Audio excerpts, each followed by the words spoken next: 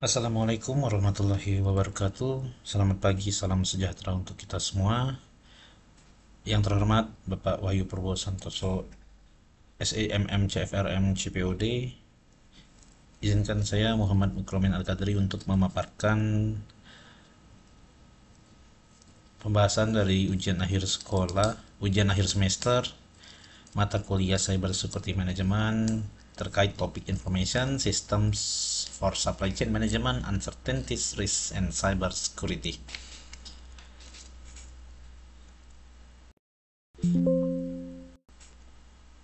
Topik ini itu membahas terkait penelitian yang mengeksplorasi penggunaan sistem informasi dalam manajemen rantai pasokan atau yang disebut dalam bahasa Inggris itu supply chain management. Ini biasanya digunakan bagi perusahaan dengan produksi yang multi komponen. Kemudian penelitian ini berfokus pada penanganan ketidakpastian, risiko, dan keamanan siber. Lalu penelitian ini menganalisis proses rantai pasokan untuk mengidentifikasi dukungan informasi yang optimal. Nah, sehingga dapat disimpulkan strategi yang paling efektif itu harus mengedepankan identifikasi dan pengelolaan sumber ketidakpastian, risiko, dan keamanan siber. Lalu integrasi proses bisnis yang sukses itu antara pemasok dan pelanggan sangat bergantung pada penyelesaian masalah keamanan informasi yang kompleks. Hasilnya adalah mencakup pendekatan inovatif untuk mengidentifikasi dan memprediksi risiko pasokan di tengah kondisi yang tidak pasti, serta solusi terpadu untuk mengamankan data dalam sistem informasi supply chain management. Lalu, supply chain management itu sendiri merupakan pengaturan perencanaan, pengendalian, dan realisasi aliran produk, mulai dari desain dan pembelian, melalui produksi dan distribusi hingga konsumen akhir, dengan tetap memperhatikan efektivitas biaya sesuai dengan kebutuhan pasar yang ada. Lalu, sistem ini dirancang untuk mengotomatisasi dan mengelola semua tahapan pemeliharaan pasokan organisasi dan mengendalikan seluruh distribusi produk, yang bermanfaat untuk meningkatkan kepuasan terhadap permintaan produk perusahaan dan mengurangi biaya logistik dan pembelian. Supply chain management ini mencakup seluruh siklus pengadaan bahan baku, produksi, dan distribusi produk.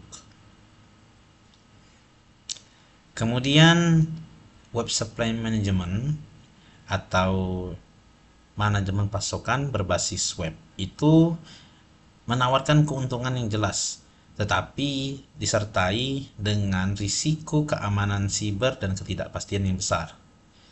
Kerentanan dan kelemahannya membuat pengguna itu rentan untuk mengalami serangan seperti hacking, cracking, peretasan, atau pengambil alihan akun keuangan atau akun media sosialnya, di mana metode keamanan yang tidak efisien ini meliputi lambatnya perbaikan kerentanan yang diketahui, akses istimewa yang tak terbatas ke dalam sistem cloud atau akun-akun keuangan atau akun media sosial, dan perangkat serta infrastruktur yang tidak terkelola. Lalu penggunaan proxy server yang menjadi bagian integral dari implementasi dan operasi supply chain management itu terdapat kerentanan yang dapat dieksploitasi oleh peretas untuk mendapat akses yang tidak sah. Adapun jenis-jenis ancaman siber secara umum itu meliputi aplikasi yang berpotensi tidak diinginkan atau PUA. PUA itu adalah pintu gerbang di mana cikal bakal malware-malware yang akan merusak sistem yang ada. Itu seperti ekstensi perambahan yang berbahaya, kemudian Trojan, itu yang isinya dropper dan loader, ada juga pengalihan peramban, ada juga bootloader Trojan, kemudian juga ada tautan yang mengarahkan kita ke spam web atau situs-situs yang sampah ya dalam arti lain, dan iklan-iklan penipuan yang berada di situs-situs media sosial ataupun judi online dan pinjaman online lain sebagainya. Kemudian ada juga kerentanan perambahan seperti JavaScript, rendering, engine grafis, dan pengalihan perambahan serta clickjacking ya, yang mengarahkan pengguna ke konten web palsu. Clickjacking itu seperti misalnya situs m-banking dari bank yang ada, itu tampilannya user interface dan tombol-tombolnya itu sama persis.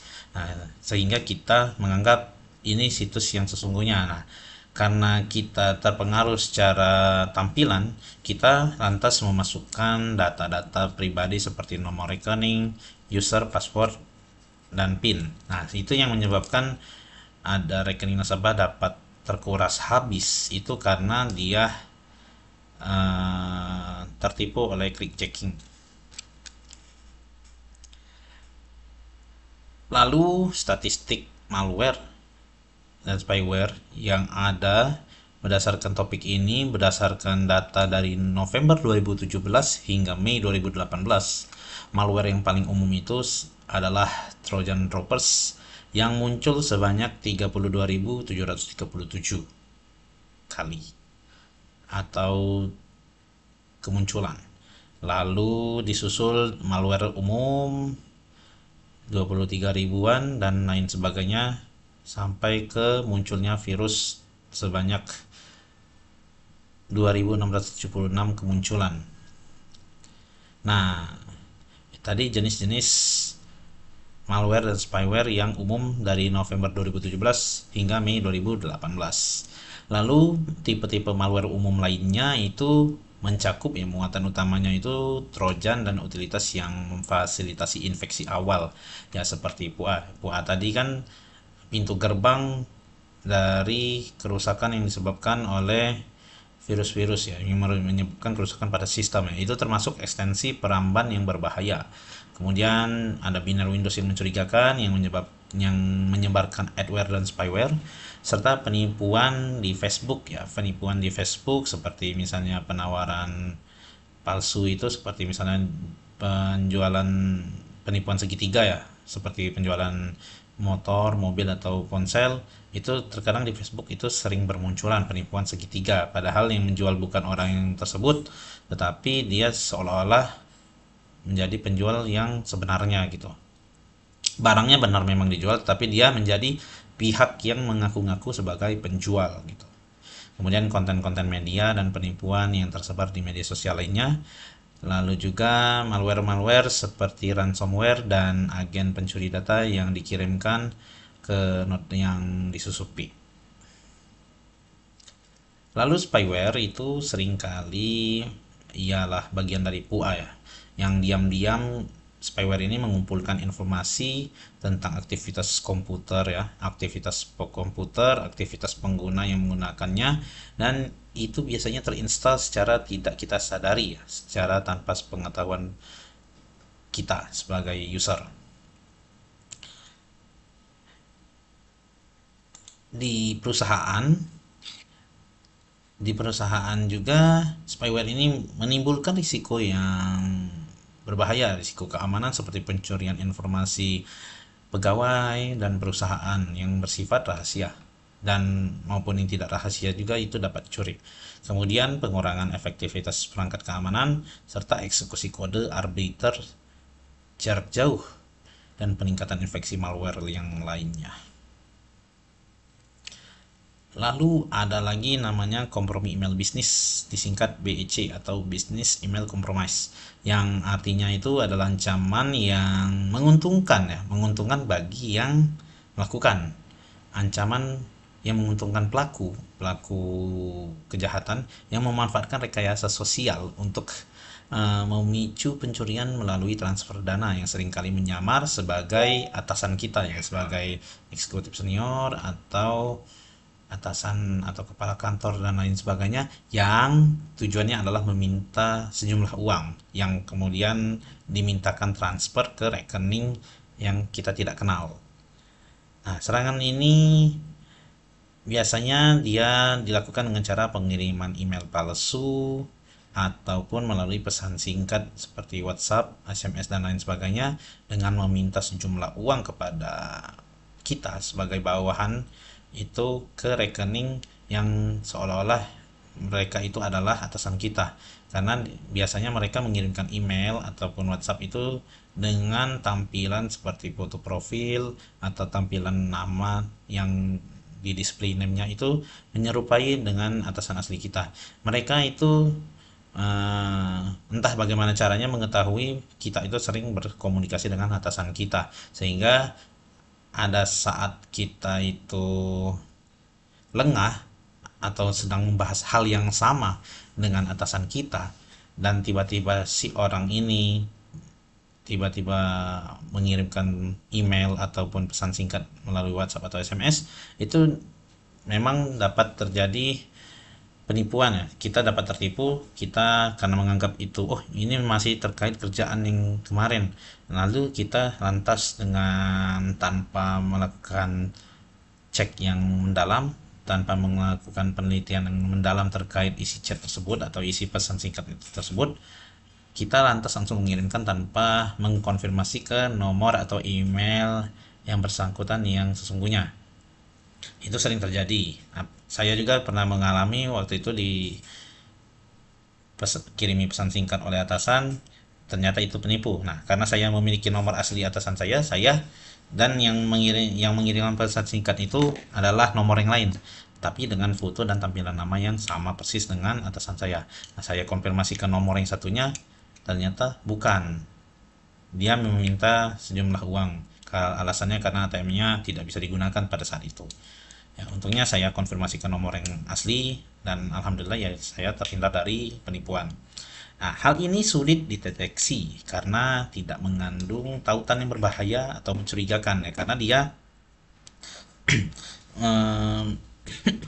karena dia itu berpenampilan atau seolah-olah sebagai atasan kita dengan berkomunikasi secara biasa melalui email ataupun melalui pesan singkat.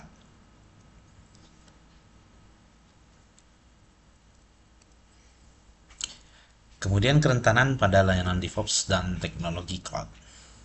DevOps ini DevOps ini didasarkan pada teknologi gratis atau yang biasa disebut shareware seperti Docker, MySQL, MariaDB 21, Maria Database 21 dan lain sebagainya. Layanan ini seringkali rentan terhadap penyebaran yang tidak tepat atau sengaja dibiarkan terbuka ya. Seperti misalnya di 2017 Januari, peretasan mulai mengenkripsi instansi MongoDB yang tersedia untuk umum dan menuntut tebusan. Kemudian dia menyasar basis data lain seperti CouchDB dan Elasticsearch. Itu yang terjadi di Januari 2017. Lebih dari 75% CouchDB dan Elasticsearch server itu dapat diklasifikasikan sebagai sangat terbuka servernya, dengan sebagian kecil saja yang memerlukan autentifikasi. Kemudian lebih dari 1000 kemunculan, lebih dari 1000 instance Docker ditemukan sangat terbuka, meskipun Docker itu sendiri berfokus pada sistem keamanan. Lalu terkait teknologi cloud yang merupakan area baru bagi peretas yang aktif untuk dieksplorasi untuk potensi yang serangan yang baru, di mana area baru yang dieksplorasi peretas ini karena vitalnya bagi web supply management. Karena jaringan yang dinamis modern itu memberikan banyak peluang untuk serangan, menciptakan risiko keamanan baru dan mengurangi kemungkinan kontrol. Kurangnya kontrol yang sederhana menyebabkan sekitar 20 hingga 40% infrastruktur jaringan dan perangkat akhir itu menjadi tidak dapat diakses untuk analisis atau manajemen organisasi, ya, sehingga rentan terhadap peretasan. Kemudian router, firewall, ataupun pengaturan segmentasi yang tidak dapat, pengaturan segmentasi yang tidak tepat itu dapat memungkinkan peretas masuk ke infrastruktur dan akses ke data rahasia. Lalu terkait risiko keamanan dari Internet of Things atau IoT, itu menimbulkan risiko keamanan yang meningkat seiring pertumbuhannya, di mana kerumitan pemantauan karena banyak spesialis keamanan informasi itu tidak mengetahui perangkat IoT mana yang terhubung ke jaringan mereka. Keamanan itu juga seringkali bukan prioritas utama saat membuat perangkat IoT, yang berarti banyak perangkat ini memiliki kerentanan yang membutuhkan waktu berbulan-bulan atau bahkan bertahun-tahun untuk diperbaiki. Laporan kerentanan dan risiko serta pembaruan hampir atau tidak sama sekali ya tidak ada, dan banyak perangkat yang dijalankan pada arsitektur khusus atau memiliki aplikasi yang tidak diperbarui atau sudah usang seperti Windows XP, dan jarangnya dilakukan perbaikan. Lalu tantangan tambahan dalam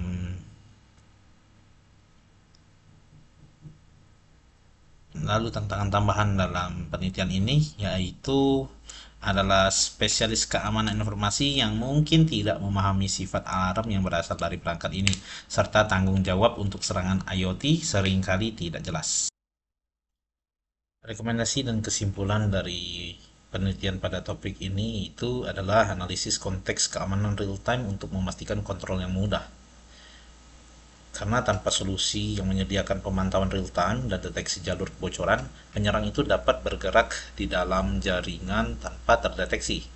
Ya, organisasi juga harus menguji kebijakan segmentasi mereka dan menerapkan alat yang kuat untuk memverifikasi efektivitas kebijakan tersebut. Lalu inventarisasi perangkat dan sistem yang terhubung ke jaringan harus dilakukan secara teratur dan otomatis, di mana mengidentifikasi semua perangkat yang terhubung ke jaringan untuk menghindari 20% perangkat yang terlewat. Karena infrastruktur korporat, cloud, dan perangkat akhir itu terus berubah, selalu melakukan pemutakhiran dan tidak dapat dipantau secara manual.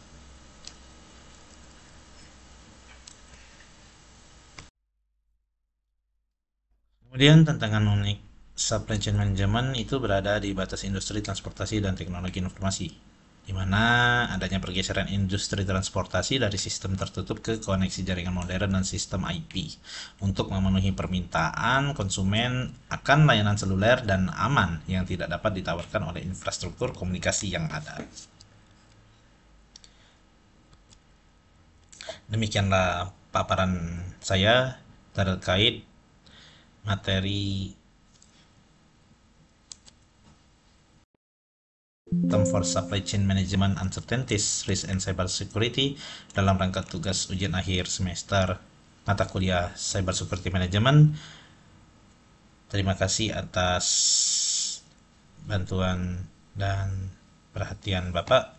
Saya ucapkan Assalamualaikum warahmatullahi wabarakatuh.